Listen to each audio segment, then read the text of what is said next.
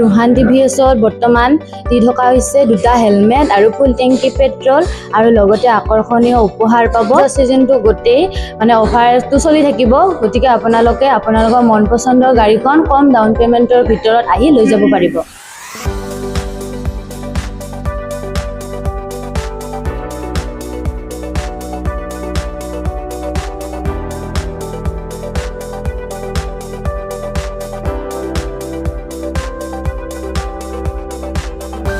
বঙাইগাঁও জিলাৰ মানিকপুৰৰ বৰবিলত অৱস্থিত যি ৰোহান টিভিএছে আগবঢ়াইছে ফেষ্টিভ অফাৰ বা পূজাৰ বিশেষ অফাৰ আৰু লগতে আছে আকৰ্ষণীয় এক্সচেঞ্জ অফাৰ আৰু ফাইনেন্সৰ ধুনীয়া সুবিধা।